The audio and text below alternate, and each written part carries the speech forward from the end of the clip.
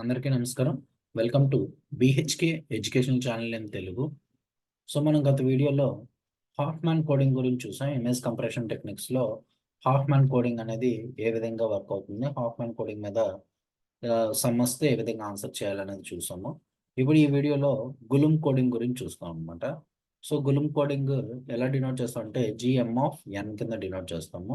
So ఇక్కడ గులుమ్ coding అనేది పర్టికులర్‌గా is a data compression technique. It is a data compression technique that can be used in image processing to reduce storage size of the image data. To reduce storage size of the image data. అంటే data ఇది ఈ పర్టికులర్‌గా ఇది ఒక data compression technique. So image యొక్క size అనేది తగ్గుతుందని చెప్తున్నాను అనమాట. So it particularly useful images with a significant amount of with a significant amount of predictable patterns such as binary images or images with regions uniform colors. So uniform colours ఉన్న so next అదే విధంగా predictable patterns such as binary images or images with uniform colours. So overview of Golomb coding in image processing ఏంటి అంటే run length encoding, so Golomb coding for residuals as well as Golomb parameters, encoding process, decoding process. So ఇప్పుడు algorithm of Golomb coding దగ్గరికి వచ్చేసరికి మనకి పర్టికులర్‌గా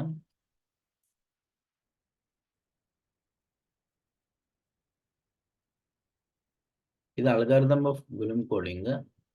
so step 1 ఏంటంటే unary code అనేది find out చేయాలి. సో యునరీ కోడ్‌ని ఫైండ్ ఔట్ చేయాలంటే సో మనం ఈ విధంగా యునరీ కోడ్‌ని సో మనం క్యూతో డినోట్ చేస్తాం. So Q is equal to unary code క్యూతో డినోట్ చేస్తాం. So Q is equal to so ఇక్కడ పర్టికులర్‌గా n/m.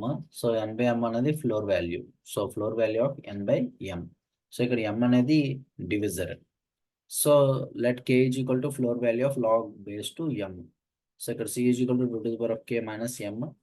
So r is equal to n mod m. So పర్టికులర్‌గా ఇప్పుడు r dash is equal to r is truncated to k minus 1 bits.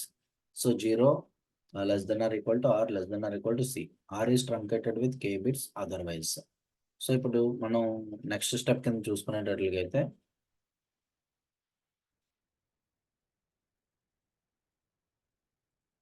So రెండింటిని comments step 1 and step 2 join together. So పర్టికులర్‌గా ఇక్కడ example అనేది ఈ విధంగా అడిగాడు. Design Golomb code for 9 with divisor.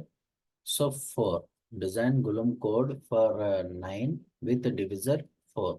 So ఇప్పుడు n ఈజ్ ఈక్వల్ టు 9 ఇచ్చాడు, m is equal to 4, g4 of 9 g4 ఇది n ఇది m.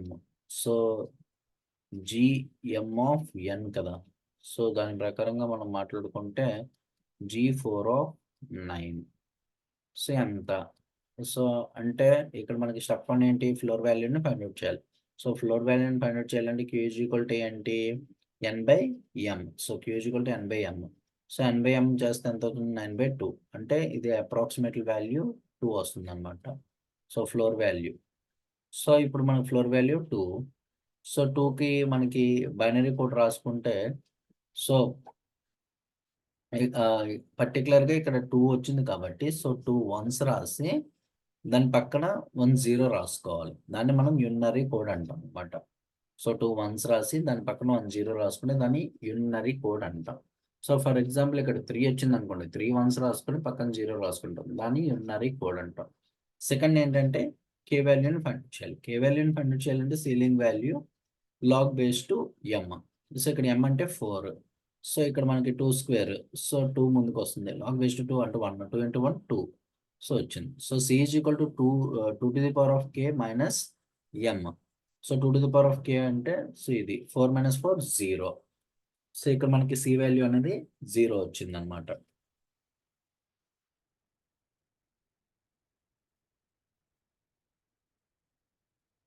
సో ఇప్పుడు k వాల్యూ అనేది మనకి ఇక్కడ c వాల్యూ అనేది 0 వచ్చింది. ఇప్పుడు r వాల్యూని ఫైండ్ అవుట్ చేయాలంటే n bond m. r value is equal to n mod m అంటే 9 mod 4. సో 9 mod 4 అంటే ఏంటి 1 వస్తుందన్నమాట. సో 9 mod 4 అంటే 1. సో ఇప్పుడు r is equal to 1, c is equal to 0 అంటే ఏంటి? r వాల్యూ అనేది greater than c. So r value greater than c. So మనకేంటి అంటే దాని ప్రకారంగా r dash is equal to r plus c is truncated to k bits. So r plus c is truncated to k bits. So 1 plus 0. So 1 plus 0 అంటే 1. So 1 అనేది k bits కింద రాసుకోవాలి. 1 మనం ఏ విధంగా రాసుకోవచ్చు అంటే 1 అని k అనేది మొత్తం ఎన్ని బిట్స్ వచ్చాయి? 2 బిట్స్ కదా! సో ఇక్కడ మనకి k అనేది మొత్తం ఇక్కడ పర్టిక్యులర్‌గా kని మనం చూసుకునేటట్లయితే so k is equal to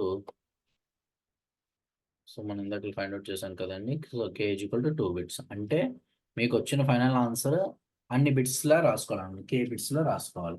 so ఇక్కడ 1 అని 2 బిట్స్‌లో రాసుకోవడం అంటే 0, 1. సో ఫైనల్‌గా రెండిటిని కాంక్రీటెడ్ అంటే రెండిటిని కలిపి రాసుకుంటే మనకు ఫస్ట్ వచ్చింది, సెకండ్ వచ్చిన కోడ్‌ని కలిపి రాసుకుంటే 1, 1, 0, 0, 1. సో అది మనకి గుణింపు కోడ్ అవుతుందన్నమాట. సో ఫస్ట్ వచ్చిన కోడ్, సెకండ్ వచ్చిన కోడ్. ఫస్ట్ వచ్చిన కోడ్ ఎంత? 110. యూనరీ కోడ్‌ని నెక్స్ట్ అదే విధంగా r డాష్‌ని రెండిటిని కలిపి రాస్తే ఫైనల్‌గా అది గుణింపు కోడ్ అవుతుంది. సో ఇది గుణింపు కోడ్ గురించి. సో మీకేమైనా డౌట్స్ ఉంటే కామెంట్ సెక్షన్‌లో అడగండి. నెక్స్ట్ మనం అర్థమెటిక్ కోడింగ్ గురించి చూద్దాం.